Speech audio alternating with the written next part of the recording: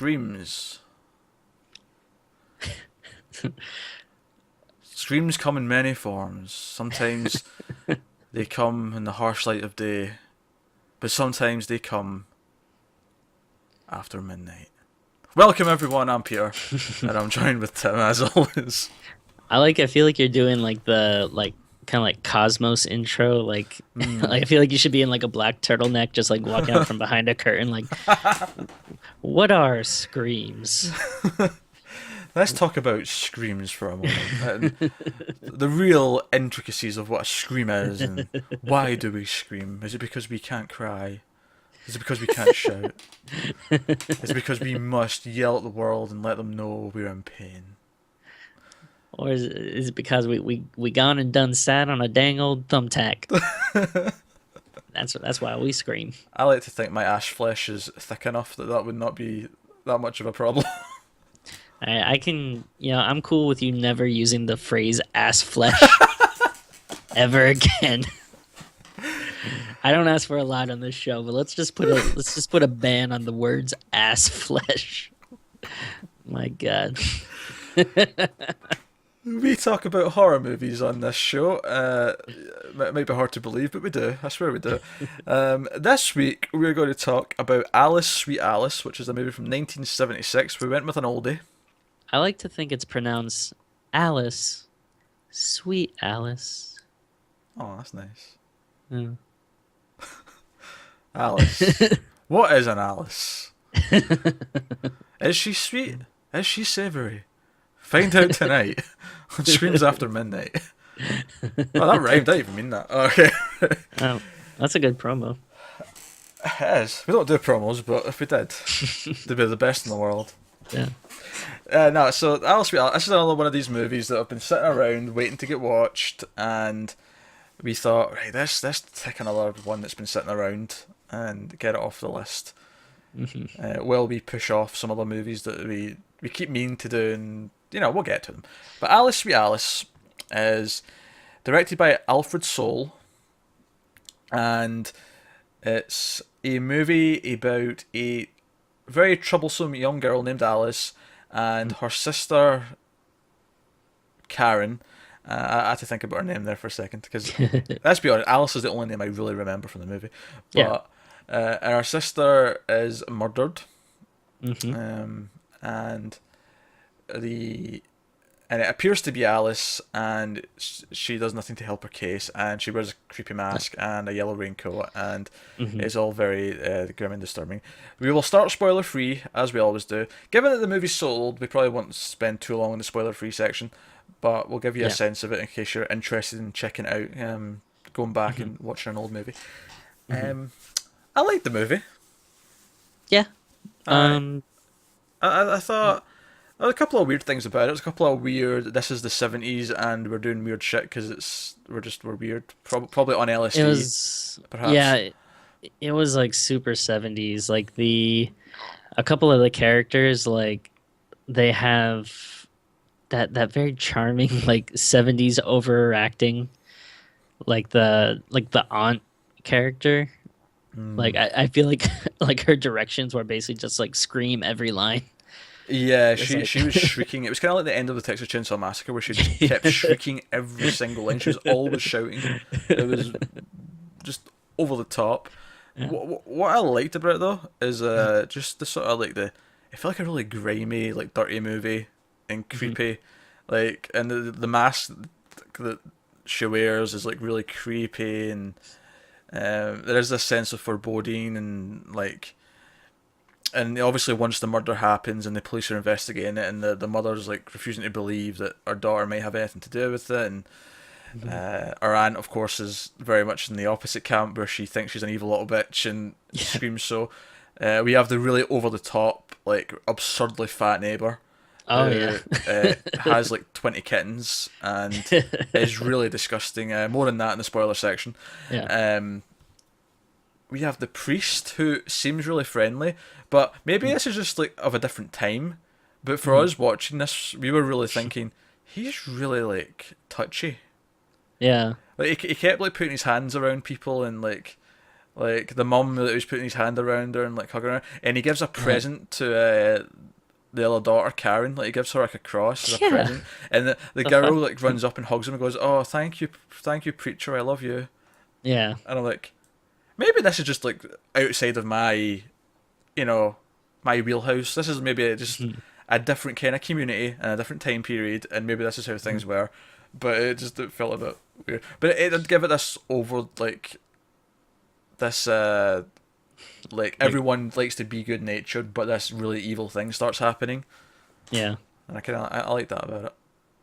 Yeah, I liked it as well.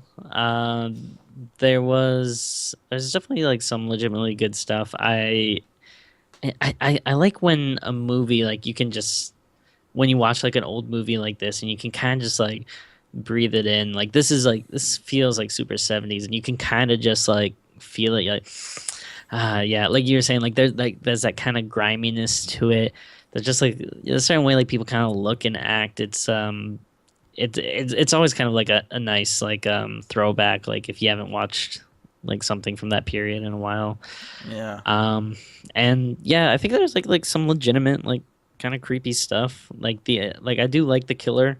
Um which yeah, I can't go into much detail, but um yeah. The mask is cool. I really like the yeah, sort of like like slightly see through mask. Like that's always a really creepy thing. yeah. And I like that quite a bit. And Mhm. the movie like goes down paths that you don't necessarily expect as well. Yeah. Like at one point, people start seeing like a violent act committed like right in front of them, and I thought, wait a minute, this is like I didn't expect them to see it this early on. This is weird. Like, and it Yeah. keeps you guessing in that sense. Also, Mhm. it also tricks you a couple of times in a really smart way. Yeah. Uh, where you think I one thing's happening and it swerves. yeah, I was definitely surprised at the ending. Hmm. Um yeah, there was I did have like a few problems with it. I was like, I felt like it could have probably been trimmed down a little bit. Was it like an hour 50? Hour About 45, hour 50. Yeah, you're probably right. It probably okay, could have been cut down to about 90 if it had to. yeah. I feel Just like skimmed the fat a little bit, you know. yeah, but yeah. I mean, overall, though it was still like a enjoyable. Yeah, no, I mean I liked it. I would definitely watch it again. Hmm. If I don't know if there is a Blu-ray release, but I would probably pick it up. Hmm. I think it's no, I think it's worth seeing. This is one that I'd heard some people talk about, and I've heard people like and Hmm. remember fondly, but I like. Oh, I didn't really know what that was. So yeah, it was worth watching. I would recommend it if you're into 70s horror movies, certainly. Hmm. All right, I think we'll jump into spoilers. Okay. We'll go into the spoiler crypt. So full spoilers from this point on. And okay, I'll like. I jokingly said during the first kill because we set up that Alice is kind of like a creepy little bully bitch who's like really jealous of her sister and Hmm. like wears this raincoat and puts on the mask and scares the shit out of her. Hmm. And then we see like the first kill, same mask, same raincoat, and this like putting like strangling Alice like who's a little girl and which just you don't see kids get killed like that in Yeah. movies very often. So I like the not shying away from it. No, the kid's dead. Yeah. I liked the idea, which I mean, well, I guess we're in spoilers now, Yeah, we're so not spoilers. Go for it. it's something different by the end, but at least for most of the movie, I like the idea of it being like a child serial killer. Like I thought Hmm. that was something like there's always like like there's been evil kid movies, but it's always like something like The Omen or something where it's just kind of like kids looking at you or he has powers or he's like creepy, but There's a couple I could recommend. I can Mhm. recommend well I don't know if I can recommend the other one, but I know of another one. I can recommend Bloody Birthday, which is about Okay. kids who are killing people. Um, Mhm. and there's also oh I forget what it's called. Uh, but I know it ends with like a scene of like all the parents like tracking down all the kids and brutally murdering all the children. Oh, And it's a Jesus. really over the top scene and it's really like notorious for it. I can't remember what it's called though. Wow. Oh, that's gonna annoy me. I'm gonna have to try and track that down afterwards. Well, I guess you could probably make a Is you could probably say like Children of the Corn or something, but Yeah, but even uh, that, there's like a sort of there's like an influence going on, isn't there? yeah, Uh, yeah, and that there's like supernatural overtones. yeah. So no, I like that, and it's definitely creepy. But I did joke actually during the first death. Like I bet that's actually a small adult that's doing this right now, and I only just meant it in terms of filming. I still thought it was maybe the kid at this point, but the actor doing the scene, because they've got a mask and the wearing kilt on, we can't see them. That they would Yeah. have like an adult doing it just for the sake of acting out the death scenes. But of course, Uh, the plot twist, of course, is that it is actually like an old woman. It's a little, little old yeah. woman who I I was gonna say she is like obsessed with the priest. She's like yeah. his well, not servant's not the right word, but his like housemaid or yeah, Secretary or something. secretary. Yeah, like Yeah. I don't know. But you know, she's that, and she's there to look after him, and she's offended that the mother of the kids is like possibly like attractive to him. Yeah. That she feels that she's honing in on the territory, which is why she's doing all this. Which is kind of the priest's fault. Like you said, like if he wasn't so touchy, like it's almost like he's trying to make this other lady jealous, you know? Yeah. I think the movie does lull a bit in the middle when it gets like deep into the investigation stuff when they just think it's Alice and they're Yeah. just kind of like going in circles with that, and the aunt's like shrieking constantly. But I Yeah. do like when she like well obviously it's not actually Alice at this point, but because we know that about this from later. But when the killer like cuts the aunt's ankle Oh yeah. in the house when she's going down the stairs, like in the stairway of the apartment building. Yeah. And, that was the moment where I was like, wait a minute, someone just witnessed that and like people are alive. This is weird. I wasn't expecting. Yeah. I was expecting the killer to go like sort of unknown, like for Yeah. most of the movie. But of course, everything is sort of swerved, and then we find out who the real killer is, and we get an epic scene Mhm. of the dad who's like trying to like investigate because he doesn't believe his daughter's capable of it, Yeah. and he follows or he finds the killer essentially and follows her into this like abandoned building warehouse thing, which horror movies always seem to have plenty of lying around. I feel like I don't think I've ever knowingly passed an abandoned like warehouse type building. I actually have because the town I grew up in, Woonsocket, Rhode Island, It's a ghost town. no, it's a thriving town. Our motto is a city on the move, but Because everyone's leaving because it's boring. I mean, if it was boring, I don't think they would have filmed scenes for the Purge Anarchy in it. But No, the film scenes of the oh Purge wait, no, Anarchy because election, because election year. I'm sorry. the film scenes for the Purge election year because it was cheap.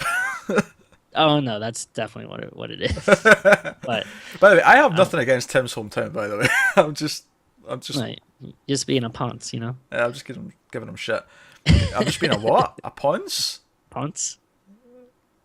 Okay. I thought that's what you said. I think it's one of your terms. I don't. But Alright, sure. what the fuck was that? Oh yeah, but that's like a coastal New England town, so it's a textile town. So I actually like grew up living on top of a hill that was like behind a bunch of mills, which they weren't. I don't think they were like super abandoned because like there were still like cars and stuff that would be in the parking lot, but like there's also like that's just the serial killers and stuff. Like, that's not probably because like I never like yeah like I'd see cars there, but I never actually really see anyone actually working, and like there would always be like windows that would just always be broken and stuff. So I feel like it was like semi-abandoned. semi-abandoned. Yeah. As you do. Yeah, that's a great scene where he gets like stabbed on the shoulder and then like she bashes his head in with a rock like multiple times, and it's just like it's like the movie's been like kind of like sedated and just like the detective-y stuff and like the family drama for like the last like half hour. So at this point you're ready for some like real proper horror stuff, and she's proper creepy. She proper like fucks him up and then like throws him out the just over the edge. Like there's not even a window. It's just like this was like particularly like disturbing to me because he was like was he handcuffed or tied? he was tied up. He should like wrapped Yeah. him in something. So there's something about like falling and being tied up that like is so Yeah, disturbing even though to you're going me. to die either way, it's the fact that you can't just like move your arms to. Yeah, like at least if you have the freedom to obviously covering your face or something is not going to do anything, but like just not having that option, it seems like a million Yeah. times worse than just like falling. And I want to point out actually that there's a really it's actually shot really well because when she throws them Hmm. out, like I has like a wide shot or whatever of them like first falling, but it cuts to like a shot looking at the ground and there's like a sort of mirror and Hmm. you can see Oh yeah. what is probably which will be a dummy like going through the reflection, and then they've done it really smart where he then falls into frame in the actual shot, and his head lands in a like a broken bottle as well, or like Jeez. some bottles. It Yeah. feels painful. But I just really like the shot because you see that it was a really just smart like trick of making it look really authentic because Yeah. the dummy goes through the reflection and then he falls into the actual shot. So it was a nice touch. Yeah. Before we move on, Okay. I want to talk about the scene where the detectives actually like quote unquote arrest Alice and put her through the lie detector test. Oh yeah. Because after the lie detector test, the gentleman who is administering the test Hmm. goes back through to talk to the detective, Hmm. and they have a chat. And a certain line of dialogue comes up, which took me completely by surprise. And it'll probably be the thing I remember the most about this line of dialogue. Remember that Alice, at this point in the movie, she's like, 11, 12, Hmm. something like that. Um, and the lie detector guy, after talking about the results, and he's like, yeah, I mean, she seems to believe this, she seems to get that, but isn't she weird? And then he says, didn't you notice her tits? That is a line of dialogue that this guy says about an 11-year-old girl. Didn't you notice her tits? Yeah. And Yeah.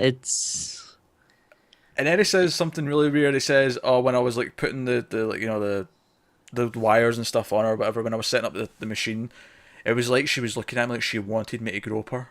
And I'm like, "What the fuck is going on in this scene?" There there was like a weird like probably 85% of the movie like not sexual at all, but then there's like a weird little bit of like weird underage sexual stuff. Like there was that, and then Oh, is I know the other scene. the Yeah, landlord scene, is that after that or before it? I think I that forget. was before that. It was yeah, the creepy big fat neighbor who Alice does torment, and actually I do love how the big creepy fat neighbor, like Mhm. after like Karen's died, Mhm. like he basically drops like all these lines like, "Oh, it's always the pretty ones who go," to like Alice. Like he's basically saying, "Oh, I wish it was you that get killed, you little bitch."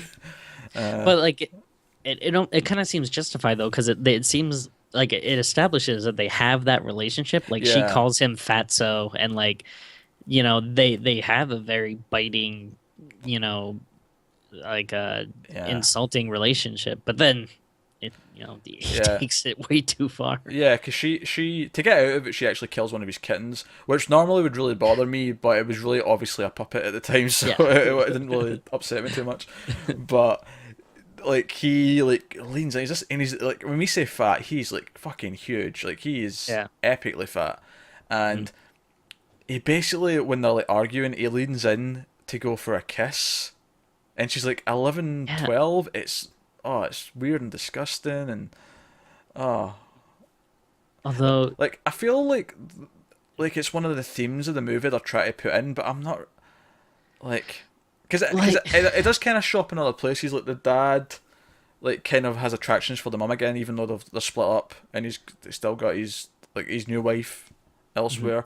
Like there is a small theme of sexuality there because they do bring up that she just started menstruating, and she's yeah, keeping that from people. She's kept that from her parents. yeah. That was another weird line that was like just out of nowhere. Yeah, Like I, it's not like they had talked about this earlier. yeah, I guess it kind of ties into the whole like the woman who's like killing people, the killer. She's like obsessed with the priest, and she's like a religious nut. I'm Yeah. guessing this ties into the fact that she thinks the mum's a slut, Mhm. and she sees the daughters is also becoming that. Okay. Like I get that's Yeah. thematically what's going on here. Mhm. Because she says things like that. She implies that she thinks the mum's like a whore and all the rest of that, and maybe that's the whole point. Is she sees the daughters as being that as well. So us seeing this like happen to her and these things around her, thematically all kind of tie into that. But they do feel like they just come out of nowhere at times with how like over the top they are. Yeah. But hey, Although, if you're into uh, pedophilia, yeah. yeah, Although, go to do prison you, first of all. But this do movie's you for know? you, I guess. Yeah, do you know what's like fucking crazy though? Because like I looked up like some of the info on like IMDb afterwards, and do you know how like in reality how old Alice was? No, She was 19. what? Uh, yeah. She did not look 19. It's like I mean, unless like IMDb is wrong, because like when I looked on IMDb, it said her birthday was 1957, and the movie came out in 1976. I So mean, unless they filmed it super early or something, it was probably been filmed at least a year earlier, so she would at okay, least been a year younger. But even at 18, gee, no, it come that on. that like that's insane, right?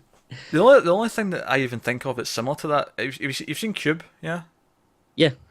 The actress in that was like a teenage girl in that Hmm. who, when I looked up like the cast, found out she was like 35 Wow. when they shot that, and she like, there, I wouldn't say she looked like a proper full on teenager, but she didn't look any older than anyone else that plays a teenager, you know? Yeah. Well, I mean, I think like we're pretty used to like, oh, you have like some 20-year-old playing a high school student on like TV or in movies Mm. or something, but they're usually playing an older teenager.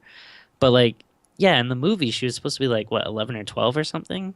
Yeah, and And that's like yeah, and she looked like it though. Like she like at the most I would have thought maybe like 14 or something, like the highest. yeah. But I am gobsmacked at that. If that is true, I am gobsmacked. She did not look that yeah. old. I mean, again, I'm just going by IMDb, so who knows if it's accurate or whatever, but I yeah. mean, that doesn't tend to have the birth dates wrong. I mean, I wouldn't think so, but uh, that is actually really that has blown my mind. Like yeah. she looks way younger than that. And Jeez. then is it All right. worth mentioning who played her sister? Sure, go for it. Brooke Shields. There you Yeah, I guess this is I don't know. I guess it's kind of interesting. go. So we've covered the weird, creepy, sort of paedophile-esque Yeah, comments and moments.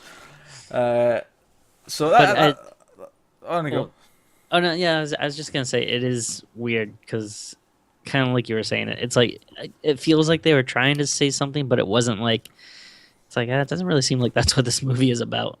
Like, I don't, like they wanted some type of undercurrent or theme of like growing up or sexuality or becoming a woman or something. I feel like Mm, maybe they were going for, but it's just like not yeah. the best done.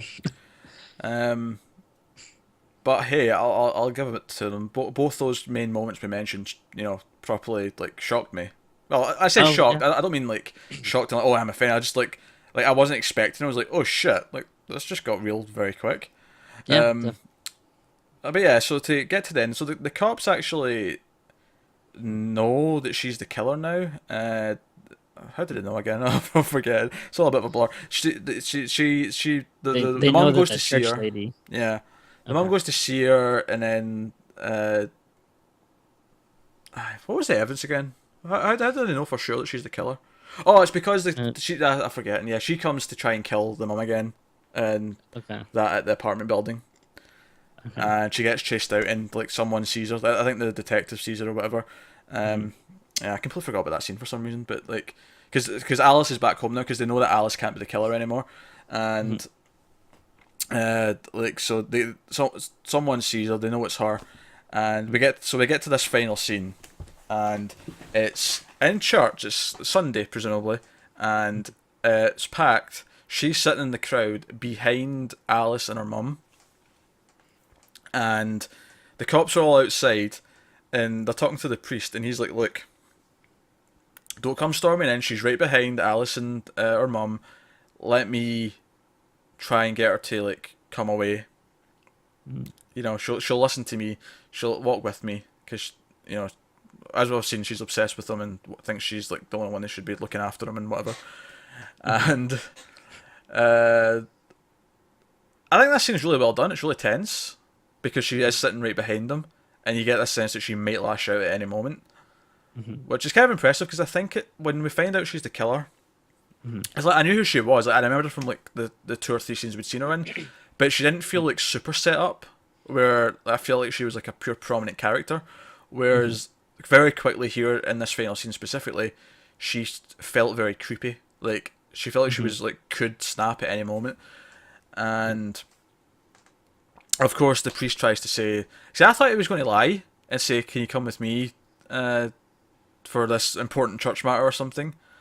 But instead, he tells her the police need to see you. It's time to go, and she takes this not the best way. Not well. Not well, yes. She sees this as him protecting the quote-unquote whore, and stabs him in the neck, and blood flows, and it's brutal. And then the cops all rush in, and you know, and the priest told him, "No, I don't have a marksman up there, a sniper, not in my church." I bet he's regretting that now, as the blood's pouring out his neck. Oh yeah, yeah, definitely not his finest hour. Yeah.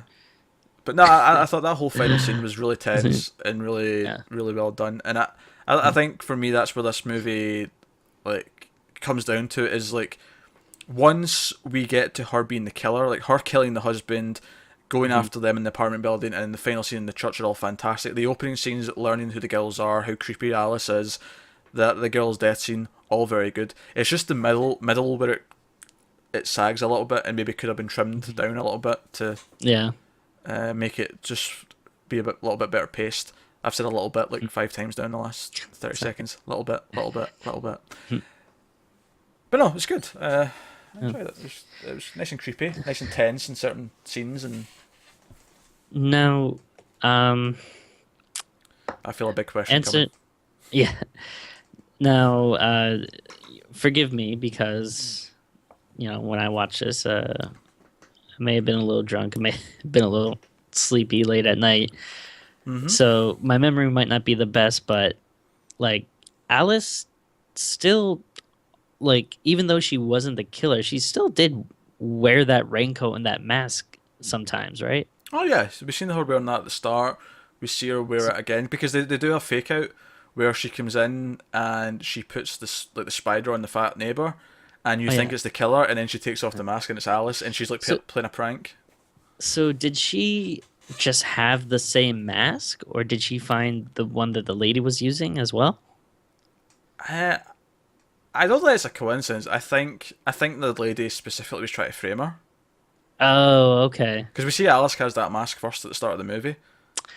I gotcha. So I'm guessing it's her. Well, actually, we should probably mention the very end of the movie because Alice picks up the old lady's bag, and at the end she pulls out like the she puts the knife in and she pulls out like the mask, or does she pull the mask? I can't remember. But she has the bag with her stuff, and she sort of looks up at the camera, all kind of creepy, implying that she might still become a serial killer. And then that's where it freeze frames, and then and this is something that 70s horror movies always did, but they always seem to have really happy music at the end. Yeah. Over the credits, even though it was a horror movie we just watched. And then freeze frame of her, credits roll. Which was a nice touch. That made me think of almost Halloween 4 a little bit, just for this way, like, alright, we've dealt with the killer, but the kid might actually now end up growing up to live on and do more of this. So that was a nice thought. But no, I enjoyed it. It was good. There should have been a scene of like the cops just like standing over her dead body and being like, "Man, did you see her tits?"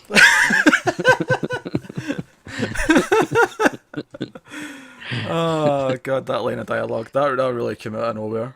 Yeah. Did you notice her tits? Jesus Christ. It's like, dude, you know she's like 12, right? Yeah. Oh no, I meant like, yeah, but. And even if his point is like it's weird that she already has like reasonable boobs for her age. Like, why Yeah. does that factor in any way to her possibly being a killer? Yeah. Like, it doesn't. It doesn't. She hit puberty maybe early. Like, it really does not Yeah. matter. It's not like they had like boob prints at the scene that they're like, oh, maybe they match up.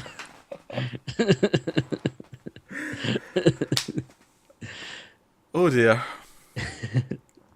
Oh dear. All right. Biscuits out of 10. Um, yeah, it was good. Honestly, I don't know if it's something I'd ever really watch again, or at least not anytime soon. Like there were definitely like cool, memorable parts, but like not enough to be like, oh man, this is like my like a new like kind of like top tier movie for me. But it is definitely decent. I'll give it like a 7.5. Interesting. I feel this is the third or fourth time I feel like you have given your reason for a score, and I feel like I like it more than you, but then my score's the same anyway. And I think I don't know what it is. I think maybe your scale is slightly different from mine, but for me this is also 7.5. But to me 7.5 is it could become an 8. Maybe when I rewatch this in a few years or something, and I revisit it, it could stretch to an 8. But right now I'm going to go with 7.5 as well.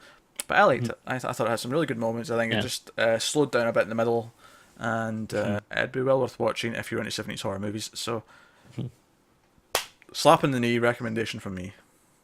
Ooh. That also rhymed. That's the second time I've rhymed tonight. Congratulations. I'm a poet and I didn't even know it. Yeah.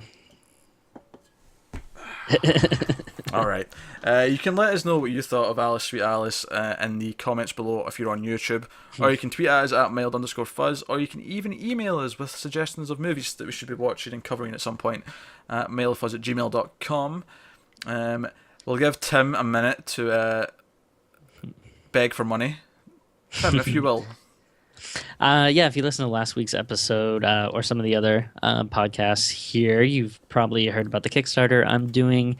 So it's a Kickstarter for a comic book that I wrote with amazing art by a very talented artist named Mark Teffer. It's a one-shot horror story. Hoary?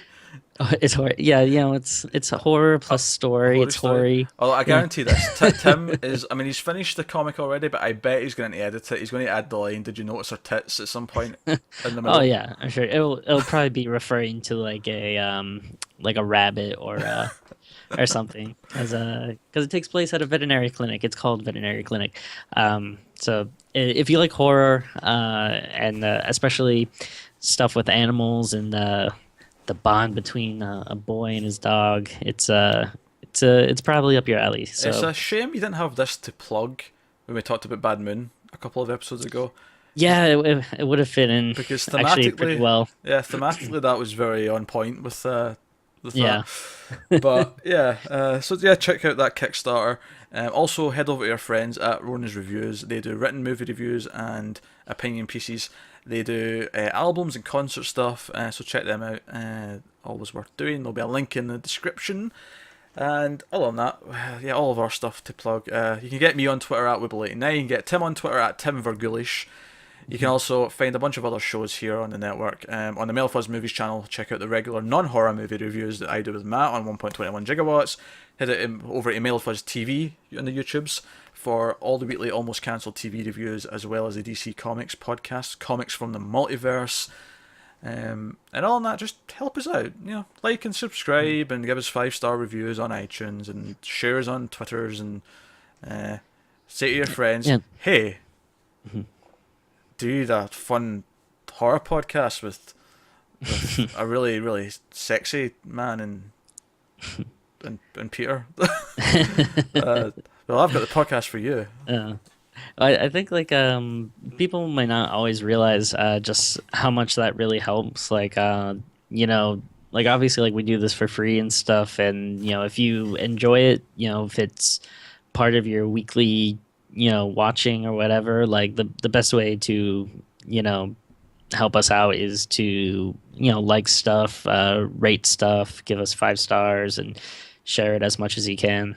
And same thing goes with the Kickstarter. Even if you don't want to contribute any money, if it goes a long way to just go there, watch the video, share the project and stuff. All that stuff really helps. Yeah, absolutely. So that has been Screams After Midnight. Alice, sweet Alice. Alice, sweet Alice. And in conclusion, we'll never fully understand what it means to scream after midnight. But all we can know, looking into the future, and whenever we look back, and whenever we try to decide our past mistakes, I'm not making any sense right now. So I shall simply wrap this experience up by saying, Don't shit. I'm not saying don't shit. Okay. I'm not saying don't shit in the dark. No, I did that once. I'm not doing it again. Don't